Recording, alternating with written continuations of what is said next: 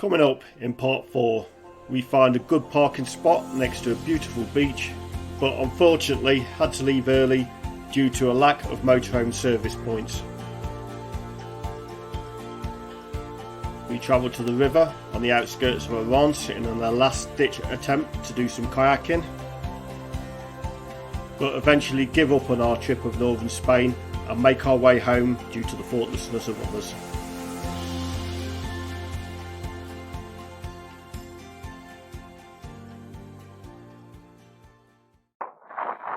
Okay, I think we're going to settle for this. As you can probably hear from the camera, there's a good breeze coming off the sea, keeps nice and cool, lovely beach. I think you're probably taking your life in your hands if you try and go swimming on the sea though, or with the kayaks, certainly for us anyway. Spin you around, you can see we're just parked over there. I think later on when these cars clear a bit and go home, we'll probably just reverse back onto the grass out the way. But yeah, we're going to settle for this one. It's not particularly busy. Yeah, looks like a good place. We shall see. Good morning and welcome back. Today's the 21st day of our Northern Spain adventure. As you can see, we're just parked over those mountains in the background there, which I think I showed you in the last clip. Was going to do some editing this morning, but we decided to go and have a walk along the beach before, get some fresh air before we start doing some work on the computer. We didn't have a bad night's sleep. Van life came to the party late as usual, which at this point is no surprise, so we're half expecting that. And we've come to realise that, you know, our sleeping slot's going to be between midnight and 7 in these types of locations, so we've got to accept the fact that we're going to be woken up in the morning with not quite as much sleep as we would like. But hey ho, that's what the price you pay in season in places like this. Okay, so we're going to have a little walk along the beach here. We'll show you anything that's interesting as we go along. And then I'll get on with some work. We've dismissed the kayaking again, I'm afraid, at this location. I've had experience of this type of sea before, mainly in a place called Cabo de Gata near where we live. The beach falls away quite steeply. Quite easy to get into, but it can be a real bugger to get back out of it again. It's sort of, you're steeply trying to climb up the beach to get out the water, and then under your feet it's sort of falling away and going back into the sea. So it's a bit like trying to run up a running mill. Had a bad experience with that in the past. You know, I was exhausted by the time I finally managed to get out, so I don't want a repeat of that, especially with kayaks. So again, we've decided against this for kayaking. So it looks like today's going to be the last day on the coast. We've got no choice but to move on. This particular location, which I shall try and mark out on the map for you, it's a bit coastline that juts out into the sea. It's very poor for motorhome service. There's quite a few campsites you could go and stay on in the night and do your empties and your fill-ups, but there's no free public ones or any service stations that do it. We're currently, as far as I can tell, 50 kilometres away from the nearest one.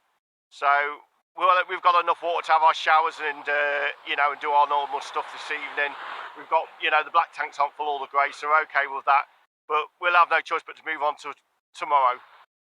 So next on the agenda, I think this is going to be, we're going to go to Ourense, or a little further out of Ourense. It's where the river widens into a reservoir, and we should almost certainly get some kayaking there.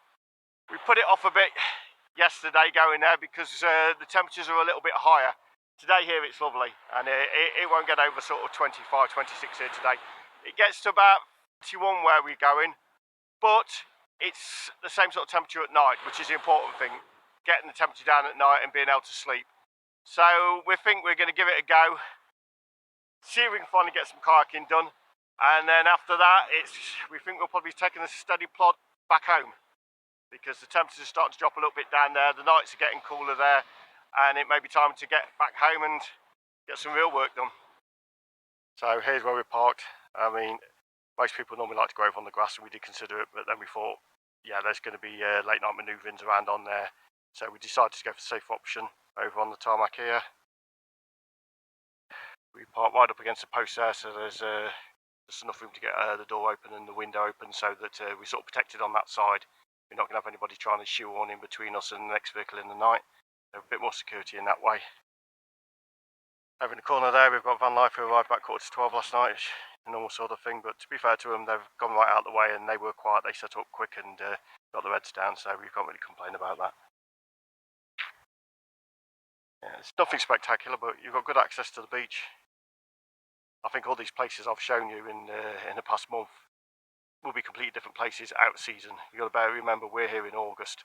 I would never dream in 100 years normally of going to a resort in season. Certainly not where we live. Purely because it's too busy and of course because it's too hot. But these out of season I bet are great. You probably have this place to yourself.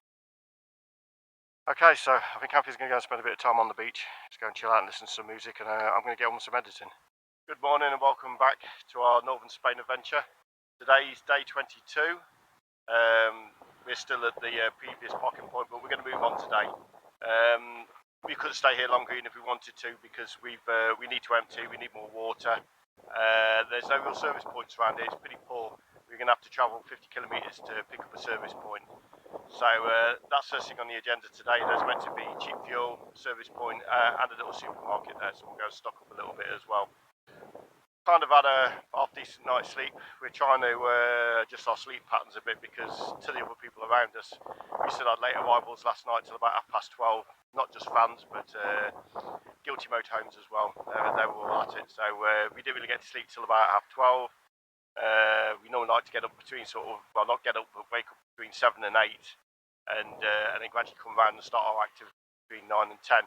Of course, we try to sleep in a little bit later now, till between 9 and 10 to make up for the sleep we've lost at night, which isn't working great for us. And that means we finally get on with what we need to get on with between 11 and 12, which means half the day's gone. So not ideal, but hey ho, that's what we've got to work with. So that's what we've got to work with. So what I'm going to do now, we're just going to finish getting packed up, make sure everything's secured in the motorhome, and we're going to do the 50-kilometre journey to the services and get our waters changed and everything. And then we're moving on to a place near Ourense. There's sort of a reservoir lake area, and we're going to do a final ditch attempt to actually get some kayaking in on this holiday. It's meant to be good for kayaking, it's meant to be a good place, but it is a large parking area. It's supposedly quiet at night, but whether it's what we call quiet at night or what the Spanish call quiet at night is two different things. So we shall see. So we're going to get on our way, and I'll bring you back in as and when.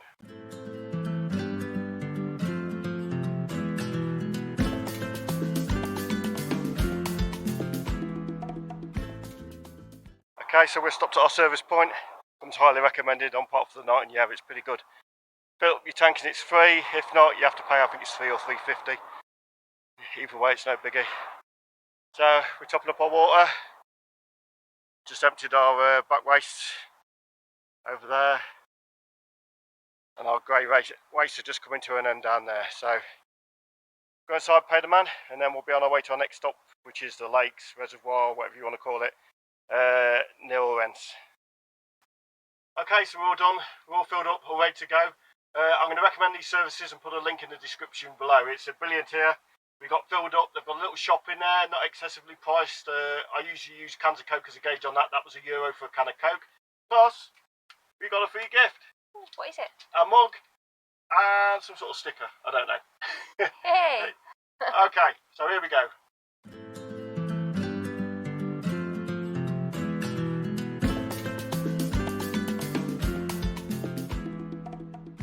Okay, so we've arrived. What you see in the distance, well, those cars on distance. That's the first stop. We had a look. Very dirty, paper lying around. Gone to the water's edge. You can get in good enough, but it's not a particularly inspiring place to actually paddle. Not very interesting. We're not particularly impressed with it. So we came a bit further down, which showed a recreation area here, which in the photo showed the camper vans between the trees, but it's since had barriers up to stop that by the looks of things.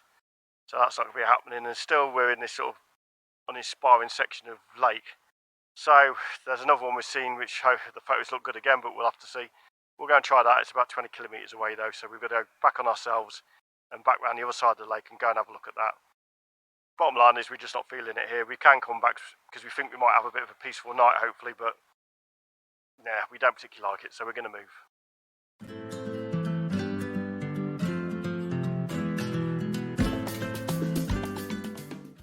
Okay, I think we made the right call there. This place looks a lot better. It's the other side of the lake, bit further down. We can have a little look around, but we seem fairly happy with where we've just parked there. If you look, it's in the shade of that tree there. So we've got midday shade, which is good, hottest part of the day, and we've got shade there, so even if we ain't got it in the morning, it doesn't matter. So we'll probably have a little wander around, have a look around, see if there's anywhere better, but that looks pretty good for now, pretty level. Yeah, we're happy. There's a train line on the way in, just a little further, probably about 150 metres that way, but I suspect that doesn't run past 10 o'clock. We shall see. Okay, we're happy. We just took a little walk a bit further down to check out what there is a bit further on, just in case it's a bit better or a bit quieter. Just show you around in a minute. Just behind those trees there, some more motorhomes there. It's a little bit prettier, but everybody's bunching up there because of it, so not necessarily going to be quieter. So yeah, subject to noise pollution, we seem fairly happy here. Also notice there's a bike trail.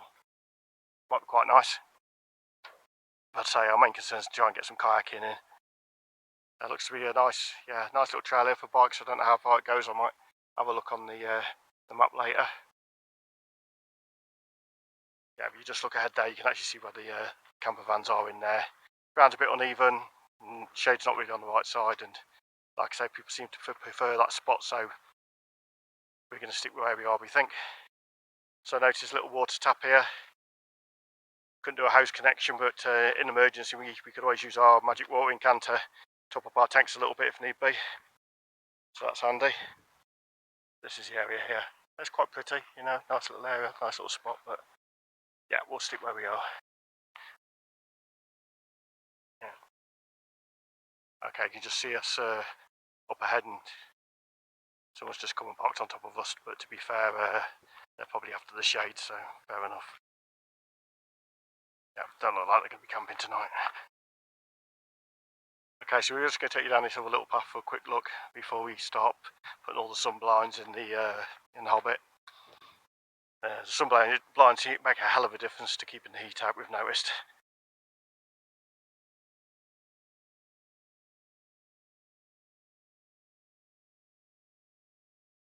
Yeah, at a push you could probably get yourself under there, on that bit of grass. Yeah. No, you couldn't. No, I've just pointed out there's rocks stopping you. I suppose they don't want motorhomes in amongst everything. Especially, this looks like a bit of a picnic spot down here and a fishing spot.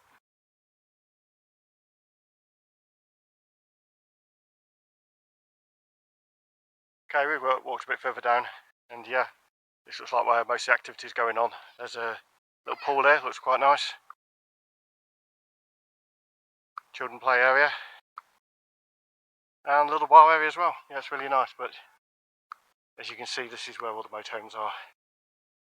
So, combination of noisy bars, screaming kids, and lots of people on motorhomes isn't going to be for us. There we go, I've just spotted this post here. It's 4.7 kilometres. Says a hikey one, but we could probably make it a bikey one as well. Nice and flat, quite wide, so we gave way to pedestrians, we should be fine. Not like that we travel at any great speed. Okay, we'll make our way back to the Hobbit. And get the sun screens in, and think about chilling out for a bit. Get the windows open, get everything cooled down. Check out all this parking here, all that there. There's all this parking here, all that parking there, and all that parking down there. Yeah, look where everyone's parked. I swear it's a conspiracy, you couldn't make it up. Good morning and welcome back. Today's day 23 of our Northern Spain adventure. We're next to the lake. Saw in the previous footage yesterday. I know it's become what Anthea refers to as the morning Mac moan, but I think it's important to give a true account of what's actually happened, how the trip's gone, and what people need to expect. Despite there being minimal people about, you can see in the background there, still had a noisy night. The furthest motorhome you can see in the distance at the back.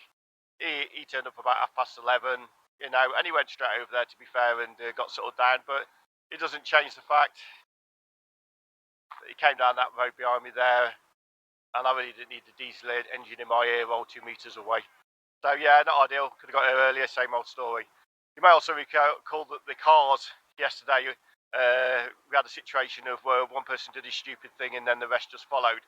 And despite us getting as far away as we could and park out the way so we didn't bother anybody, and more or less so they didn't bother us, they all decided to queue up and park next to us then, which would have been an issue in itself, but they all went at a fairly decent time, barring two, and they were the two that we knew were going to be trouble, because they got out of the car and they sat around nattering loudly for about 10 minutes before they left the car and went round the corner to the pool. So anyway, they got back about 12:30, and of course they got in their cars and left. No, they didn't. They stood around nattering for about 10 minutes. Then they both got in the cars, and then the woman started her car and realised there was something not quite right with the car and sat there revving it. So then she got out, and the bloke had to get in the car and test the car and rev it to see that what was wrong with it. It sounded to me like one of the cylinders, one of the ejectors were only half working, but by the by. Anyway, eventually they realised, you know, there's nothing they could do about it after 12 at night, and they went on their way. Of course, by that time I'd been trying to get sleep for about 2 hours, and I was wide awake. So anyway, long and short of it, we didn't get a good night's sleep. That said, you know, we did get some sleep, and whereas I still feel like I haven't had enough sleep, I don't feel so exhausted that I can't do anything. I also know that we're in the perfect situation to go and do some kayaking. It's not going to get any better than this. And Anthea, who got a new kayak back last November, still hasn't had a chance to try it, with one thing and another, broken arms and this and that. She hasn't had a chance to try our kayaks. I also know that you haven't actually seen us in any kayaks, despite the fact that we were doing kayaking a long time before we were doing the biking or the motorhoming for that matter. So yeah, you haven't even seen that yet. So and normally we'd go kayaking at least once a month. So yeah, that's another reason we want to do and probably try and do some footage. How good it'll be, because I've got a set of microphones and cameras. I've never done it on the kayak before. How good that footage is going to be, I don't know, but I'll try and make a decent video for you out of that. So we've got up, we've had a breakfast. We woke up this morning. I forgot to add to some sort of factory in the distance. I don't know. I'll try and turn you around and see if I can get the dust floating up in the air. I don't know if you've ever seen the film Wild Wild West with Will Smith, where that giant spider comes, mechanical spider. It sounds like that. Yeah, that was at daybreak. Normally that sort of thing doesn't bother me, you know, people getting up and doing about their business and working about 8 o'clock in the morning is fine. Providing, of course, I got to sleep at 10:30 the night before, which I didn't. Anyway, enough moaning from me. It seems to be a daily morning Mac moan. I'm going to get the kayaks out. We decide we're going to get on with that. It isn't just a case of getting the kayaks off the roof and doing it. They're inflatable. They all have to be pumped up. The seats have to be pumped up.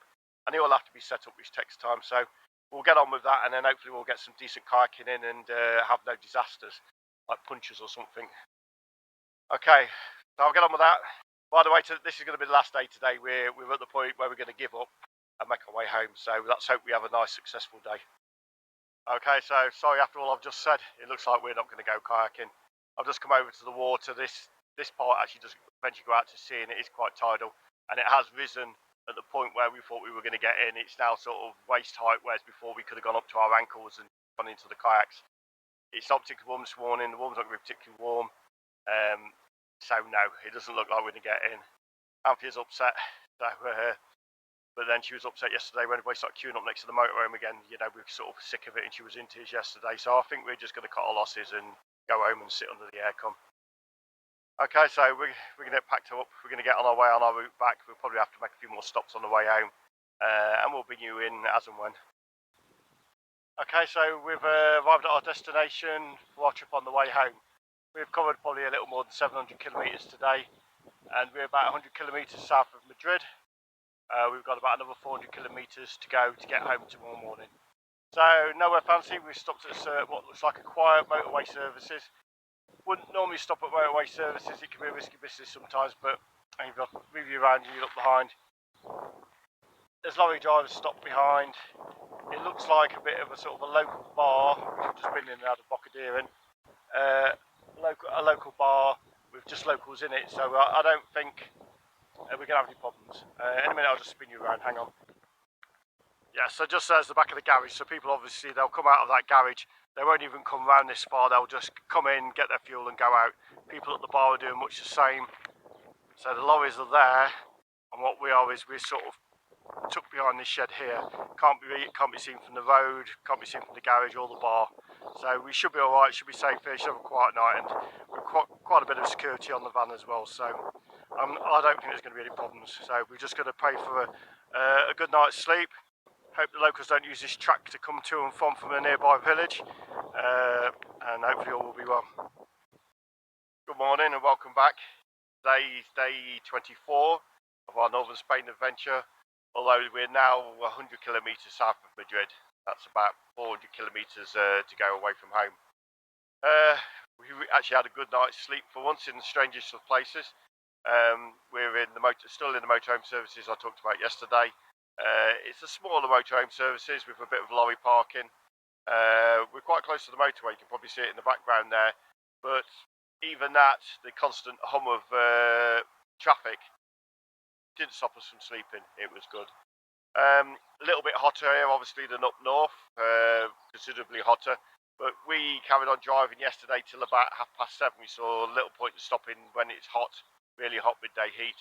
So we kept going till 7:30. We then went and had a bit of food in the bar restaurant here, which was reasonably priced for motorway services anyway.